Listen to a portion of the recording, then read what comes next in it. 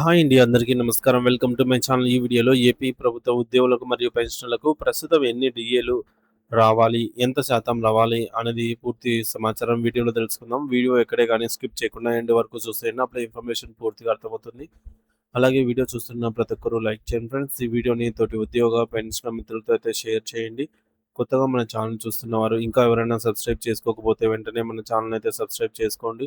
Subscribe చేసుకోవడం వల్ల నేను చేసే ప్రతి ఒక్క వీడియో మీ వరకు రీచ్ అవుతుంది. ఇక ఆలస్యం చేయకుండా వివరాల్లోకి అయితే వెళ్ళిపోదాము. ఫ్రెండ్స్, ఇక విషయానికి వచ్చినట్లయితే కేంద్ర ప్రభుత్వం తన ఉద్యోగుల సంక్షేమం కోసం తీసుకున్న ఒక కీలక నిర్ణయం ఇప్పుడు చర్చనీయాంశంగా మారింది. ప్రధాని నరేంద్ర మోదీ అధ్యక్షతన జరిగిన కేంద్ర మంత్రివర్గ సమావేశం 2026 జనవరి నాటికి సంబంధించి పెండింగ్లో ఉన్న కరువు భత్యాన్ని మరో 2% పెంచుతూ అత్యంత కీలకమైన నిర్ణయం తీసుకున్నారు. సాధారణంగా అఖిల భారత వినియోగదారుల ధరల సూచి ఏఐసిపిఐ గణాంకాల ఆధారంగా పెరిగిన ధరలకు అనుగుణంగా కేంద్రం ఈ నిర్ణయం తీసుకుంటుంది. ఈ పెంపుదల అనేది కేంద్ర ప్రభుత్వ ఉద్యోగులకు జనవరి నుండి వర్తింపజేస్తుంది. అంటే ఇది వారి కొత్త సంవత్సరం ఆదాయంలో ఒక పెద్ద పెరుగుదలగా అయితే మారుతుంది. అయితే కేంద్రం తీసుకున్న ఈ నిర్ణయం కేవలం కేంద్ర ఉద్యోగులకే కాకుండా రాష్ట్ర ప్రభుత్వ ఉద్యోగుల డిఏ లెక్కింపుపై కూడా ప్రత్యక్ష ప్రభావం చూపుతుంది. కేంద్రం ప్రకటించిన ఈ 2% డిఏను మన రాష్ట్ర స్థాయి, ముఖ్యంగా ఆంధ్రప్రదేశ్లో 11వ పిఆర్సీ గణాంకాలతో పోల్చినప్పుడు అది సుమారుగా 1.82% సమానం అవుతుంది. అంటే కేంద్రం ప్రతి ఒక్క శాతానికి డిఏను పెంచినప్పుడు రాష్ట్రం స్కేల్స్ ప్రకారంగా అది 0.91%గా మారుతుంది. ఆ లెక్కన 2% అంటే 1.82% డిఏ లేదా డిఆర్ అనేది మన ఉద్యోగులకు, పెన్షనర్స్‌కు పెరగడం జరుగుతుంది. ఈ నేపథ్యంలో ఇప్పటివరకు ఆంధ్రప్రదేశ్ రాష్ట్ర ప్రభుత్వ ఉద్యోగులు మరియు పెన్షనర్లకు సంబంధించి డిఏల పరిస్థితి ఎలా ఉందో ఒకసారి లోతుగా విశ్లేషించుకుందాము. ప్రస్తుతం ఏపీ ప్రభుత్వ ఉద్యోగులు మరియు పెన్షనర్లు తమ వేతనాలు మరియు పెన్షన్లలో 37.31% డిఏ, డిఆర్‌ను పొందుతున్నారు. సర్వీస్‌లో ఉన్న వారికి ఇచ్చే మొత్తాన్ని డిఏ అంటారని, విశ్రాంత జీవితం గడుపుతున్న వారికి ఇచ్చే మొత్తాన్ని డిఆర్ అంటారని మనందరికీ తెలిసిందే. ప్రస్తుతం మనకు అందుతున్న 37.31% కాకుండా ఇంకా ప్రభుత్వం నుండి రావాల్సిన బకాయిలు చాలానే ఉన్నాయి. లెక్కల ప్రకారం చూస్తే రాష్ట్ర ఉద్యోగులకు ఇంకా సుమారు 9.1% డిఏ, డిఆర్ ప్రభుత్వం నుండి అందాల్సి ఉంది. ఈ 9.1% అనేది ఒకేసారి వచ్చినది కాదు.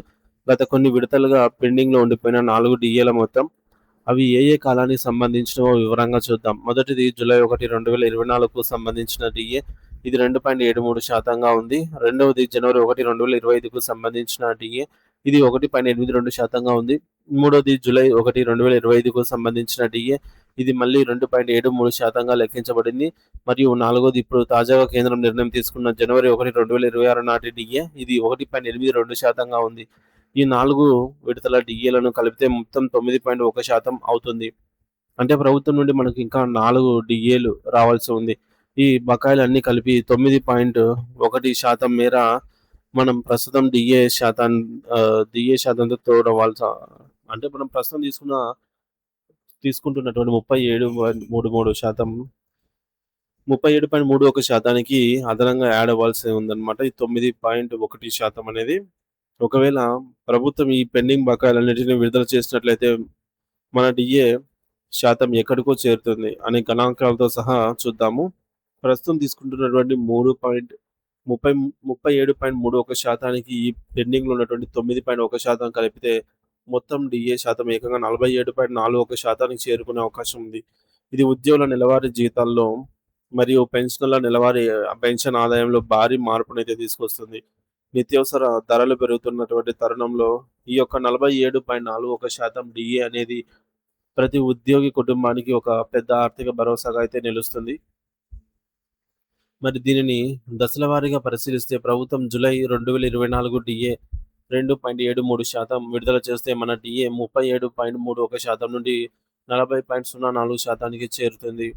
ఆ తర్వాత జనవరి 2025 డిఏ 1.82% కూడా కలిపితే అది 41.86%కి చేరుతుంది. తదుపరి విడతగా జూలై 2025 డిఏ 2.73% కలిస్తే మన ఆదాయంలో డిఏ శాతం 44.59గా అయితే మారుతుంది. చివరగా తాజాగా కేంద్రం ప్రకటించిన జనవరి 2026 డిఏ 1.82% కూడా కలిపి అమల్లోకి వస్తే మొత్తం మీద డిఏ అనేది 47.41%కి చేరుకుంటుందన్నమాట. ఇవన్నీ కేవలం కాగితాల మీద లెక్కలు మాత్రమే కాకుండా ప్రభుత్వం అధికారికంగా ఉత్తర్వులు జారీ చేయాల్సిన అవసరం అయితే ఉంది.